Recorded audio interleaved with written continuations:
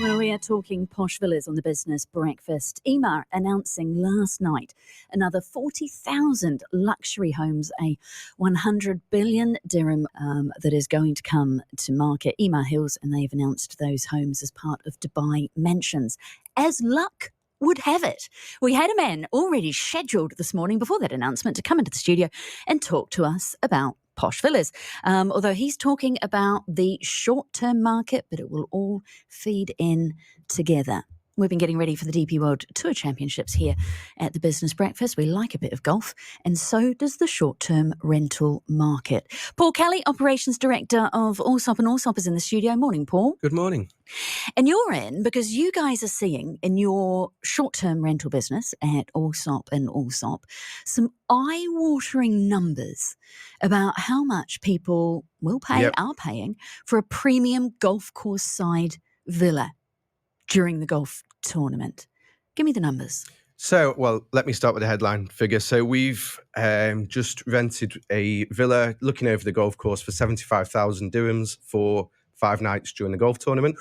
It can really, from surrounding communities, I think you mentioned before, we're looking at 30 to 40,000, depending on the surrounding community, up to 75,000 for the golf course facing one. I think it's a weekend that really captures the interest and captures the people and the stays and the trips to Dubai.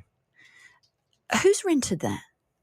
A family, a wealthy businessman from the UK. He wants to come over for the golf. He wants to stay with his family in the villa. It's a luxury home. It's got all the conveniences you can imagine. It's got the pool in the garden. It's just the ease and simplicity of, he loves the golf. He wants to watch the tournament. He wants to be in the community. He wants to be able to walk around the community or sit in the garden and watch the golfers from there. What would one of those villas normally go for on the short-term market? How much of a spike is it? It's double.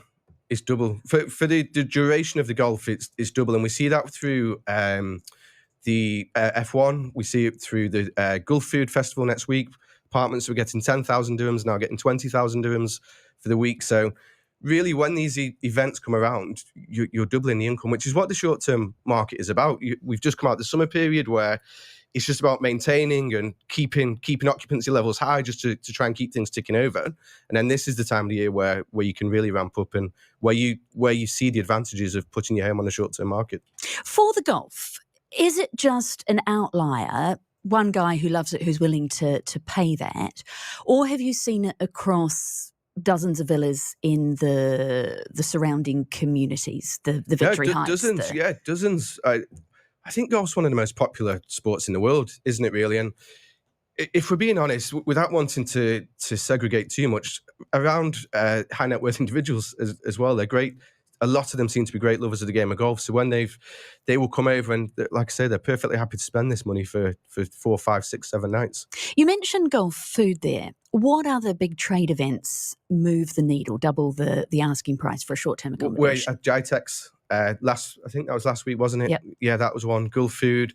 The Airshow is another one where we're renting apartments in Town Square for 1,000 to 1,500 dirhams a night, which is at least double, if not treble, what they would usually get on the short-term market. So any big event that's attracting an audience and attracting attention to the city it always has a knock-on effect for the short-term market. You mentioned Town Square there. What's the catchment area for a DWTC event?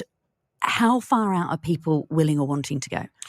That's more for the Airshow, I'd say, Town Square. DWTC is really Business Bay, downtown, the IFC, and within those surrounding areas, because especially when people are paying these kind of prices, it's for ease and convenience as well. More events are starting to move down to Expo Centre from DWTC. We've had a couple of announcements recently. Are you seeing more Dubai South housing go on your books? Are you looking for it? Are you ramping up for that? Yeah, 100%. Not just the events, but Dubai South I know we're not here to talk about residential on a residential side, as well as an increasingly popular community, I think. And even with, you mentioned Nakheel and Jebel Ali launch just earlier, there's a whole shift to that end of the city, going from Palm Jebel Ali all the way up through Expo to Dubai South to the new airport. Talk to me, though. You mentioned the residential side, and yes, we've got you in to talk about the short-term market. But if we look long-term, we've had 3 really big property launches last night. The one sort of stealing the headlines is EMA, those 40,000 luxury homes, which is going to be part of a much bigger project around the Dubai Hills area. But we've also had a big launch from Aldar. We've had a launch from Nakheel as well. Adding these homes to stock at the moment, what does it mean for the supply pipeline and our ability to absorb it? Well, I think Dubai has to, if we think of the Dubai 2040, the urban master plan, to increase the population, I think, by another 2.8 to 3 million, it'd be amiss of Dubai not to be, and the developers within Dubai, not to be launching these properties. Because if we've got aggressive population growth plans, we have to be building to fit the population growth. The one with Ema Hills yesterday, it was announced, a bit like Jebel Ali Racecourse has been announced, it's not actually on sale yet. So, and then within that, it would probably be released in different phases. So probably for the whole community, you're looking at anywhere between 4 and 8 years. I'd probably closer to 8 years for full completion, which then edges us into closer to 2040. So, and then within that, there's supply metrics. If they think that, the population's not grown as quickly as they would want it to, they can, like we all know, when they have master plans, they don't launch a whole master plan at once. They do it in villages and phases, so they can stagger the launches. So at the moment, I think we all know the population in Dubai is increasing. We all know there's so many events around the world that's causing so many people to want to move to Dubai. We've got aggressive population, and the government's got aggressive population growth plans. So I think the Dubai has to be planning these homes to cater for that. But at the high end, I mean, yes, the Dubai mansions are part of a bigger sort of 100 billion dirham plan. A lot of speculation about whether that will include townhouses, apartments, more affordable.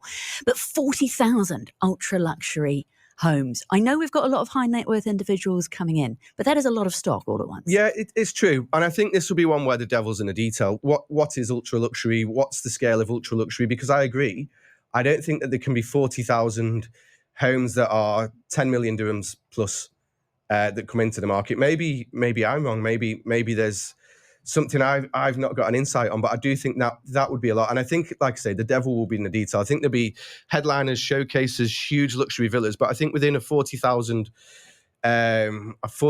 unit, because I think a lot of them will be apartments as well, community, they won't all be the high end. Thank you so much for joining us this morning. Looking forward to more detail on that project. Paul Kelly, Operations Director at Allsopp Allsopp. Thank you for your time. Thank you.